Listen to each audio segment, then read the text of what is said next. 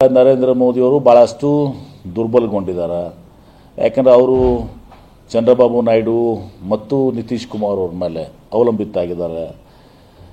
ಇದು ಭಾಳಷ್ಟು ಯಾವಾಗ ಏನು ಬೇಕಾದರೂ ಆಗ್ಬೋದು. ಮುಂದೆ ಯಾವಾಗ ಪಾರ್ಲಿಮೆಂಟ್ ಚುನಾವಣೆಯೂ ಕೂಡ ಇದೇನು 5 ವರ್ಷ ನನಗೆ ಹೋಗ್ತದೆ ಅಂಥೇಳಿ ಬಹುಶಃ ಯಾರೂ ಕೂಡ ವಿಶ್ವಾಸ ಇಟ್ಟಿಲ್ಲ. ಯಾಕಂದರೆ ತಮ್ಮ ನೋಡಿದಿರಿ, ವಿಶೇಷವಾಗಿ ನಮ್ಮ ಬಿಹಾರದ ಮುಖಂಡರು ಇವತ್ತು ನಿತೀಶ್ ಕುಮಾರ್ ಅವರು ಯಾವಾಗ ಅವರೇನು 5 ನಿಮಿಷ ಕೂಡ ವಿಚಾರ ಮಾಡೋದಲ್ಲ, ಪಲ್ಟಿ ಹೊಡ್ಯಾಕೆ ಇವತ್ತು ದಿವಸ. ಹೀಗಾಗಿ ಯಾವಾಗ ಬೇಕಾದ್ರೆ ಏನು ಬೇಕಾದಾಗ್ಬೋದು. ನಾನು ಹೇಳಿದೆ ಹಿಂದೆ ಮಹಾರಾಷ್ಟ್ರದಲ್ಲಿ ನೋಡಿ ಹೆಂಗಾಗ್ತದೆ ಅಂಥೇಳಿ. ಶಿಂದೆ ಒಂದು ಸಲ ಹೇಳಿದಾಗ ನೆನಪಿದೆ ನಮ್ಗೆ. ಶಿಂದೆ ಹೇಳಿದಾಗ ಕರ್ನಾಟಕ ಸರ್ಕಾರವನ್ನು ನಾವು ಬದಲಾಯಿಸ್ತೀವಿ ಅಂತ ಹೇಳಿದಾಗ ನಾನು ಹೇಳಿದೆ ಮೊದಲು ಅವ್ರದ್ದೇ ಕಷ್ಟ ಇದೆ. ಯಾಕಂದ್ರೆ ಅಲ್ಲಿ ಉದ್ಧವ್ ಠಾಕ್ರೆಗೆ ಮತ್ತು ಶರದ್ ಪವಾರ್ ಅವ್ರಿಗೆ ಭಾಳ ಸಹಾನುಭೂತಿ ಇದೆ, ಜನರ ಒಲವು ಅವ್ರ ಕಡೆ ಆಗಿದೆ ಅಂಥೇಳಿ. ಸತ್ಯ ಆಗಿಲ್ವಾ ಈಗ? ಮತ್ತು ಅದನ್ನು ಕೂಡ ಹೇಳಿದೆ ನಾನು. ಹೋದ ಸಲ 303 ಸೀಟನ್ನು ಕಳಿಸಿದ್ರು. ಈ ಸಲ ಅಷ್ಟು ಸೀಟ್ ಬರಲಿಕ್ಕೆ ಸಾಧ್ಯ ಇಲ್ಲ. ಯಾಕಂದರೆ UPಯಲ್ಲಿ ಕನಿಷ್ಠ ಪಕ್ಷ 20 ಸೀಟ್ ಕಳ್ಕೋತಾರೆ.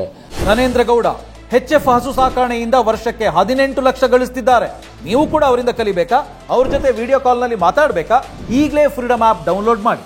ರಾಜಸ್ಥಾನದಲ್ಲಿ 10 ಸೀಟ್ ಕಳ್ಕೋತಾರೆ, ಮಹಾರಾಷ್ಟ್ರದಲ್ಲಿ 15-20 ಸೀಟ್ ಕಳ್ಕೋತಾರೆ. ನಾ ಈ ಮಾತನ್ನು ಹೇಳಿದ್ದೆ, ಸುಮಾರು 240 ದಾಟೋದಲ್ಲ ಅಂಥೇಳಿ. ಸತ್ಯ ಆಗಿದೆ. ಇಲ್ಲಿ ನಮ್ಮ ಕರ್ನಾಟಕದಲ್ಲಿ ಇಷ್ಟೇ ನಮಗೆ ನಾವು 9 ಈಗ ಪಡ್ಕೊಂಡಿದ್ದೀವಿ. ನಮ್ಮ ಮಿನಿಮಮ್ ಇದು ದಿವಸ ನಾವು 14 ಆಗಬೇಕಾಗಿತ್ತು. ಇನ್ನು 5 ಸೀಟ್ ನಮಗೆ ಇಲ್ಲಿ ಹೊಡೆತ ಬಿದ್ದಿದೆ. ಯಾವ ಕಾರಣ ಬಿದ್ದಿದೆ, ಏನು ಬಿದ್ದಿದೆ ಎಲ್ಲನೂ ಕೂಡ ನಮ್ಮ ಪಕ್ಷದಲ್ಲಿ ನಾವು ಚರ್ಚೆ ಮಾಡ್ತೀವಿ. ನಮಗೂ ಸ್ವಲ್ಪ ಗೊತ್ತಿದೆ. ಅದನ್ನೆಲ್ಲ ಪಕ್ಷದಲ್ಲಿ 4 ಗೋಡೆ ಮಧ್ಯದಲ್ಲಿ ನಾವು ಶೇರ್ ಮಾಡಿ ಅದಕ್ಕೆ ಪರಿಹಾರನ ಕಂಡುಕೊಳ್ತೀವಿ. ಚಂದ್ರಬಾಬು ನಾಯ್ಡು ಮತ್ತು ನಿತೀಶ್ ಕುಮಾರ್ ಅವ್ರ ಮೇಲೆ ಅವಲಂಬಿತಾಗಿದ್ದಾರೆ. ಇದು ಭಾಳಷ್ಟು ಯಾವಾಗ ಏನು ಬೇಕಾದರೂ ಆಗ್ಬೋದು. ಮುಂದೆ ಯಾವಾಗ ಪಾರ್ಲಿಮೆಂಟ್ ಚುನಾವಣೆಯೂ ಕೂಡ ಇದೇನು 5 ವರ್ಷ ನನಗೆ ಹೋಗ್ತದೆ ಅಂಥೇಳಿ ಬಹುಶಃ ಯಾರೂ ಕೂಡ ವಿಶ್ವಾಸ ಇಟ್ಟಿಲ್ಲ. ಯಾಕಂದರೆ ತಮ್ಮ ನೋಡಿದಿರಿ, ವಿಶೇಷವಾಗಿ ನಮ್ಮ ಬಿಹಾರದ ಮುಖಂಡರು ಇವತ್ತು ನಿತೀಶ್ ಕುಮಾರ್ ಅವರು ಯಾವಾಗ ಅವರೇನು 5 ನಿಮಿಷ ಕೂಡ ವಿಚಾರ ಮಾಡೋದಲ್ಲ, ಪಲ್ಟಿ ಹೊಡ್ಯಾಕೆ ಇವತ್ತು ದಿವಸ. ಹೀಗಾಗಿ ಯಾವಾಗ ಬೇಕಾದ್ರೆ ಏನು ಬೇಕಾದಾಗ್ಬೋದು. ನಾನು ಹೇಳಿದೆ ಹಿಂದೆ ಮಹಾರಾಷ್ಟ್ರದಲ್ಲಿ ನೋಡಿ ಹೆಂಗಾಗ್ತದೆ ಅಂಥೇಳಿ. ಶಿಂದೆ ಒಂದು ಸಲ ಹೇಳಿದಾಗ ನೆನಪಿದೆ ನಮ್ಗೆ.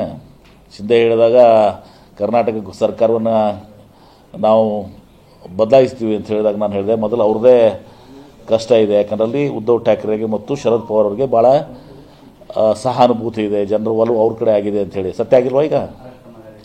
ಮತ್ತು ಅದನ್ನು ಕೂಡ ಹೇಳಿದೆ ನಾನು. ಹೋದ ಸಲ 303 ಸೀಟನ್ನು ಕಳಿಸಿದ್ರು.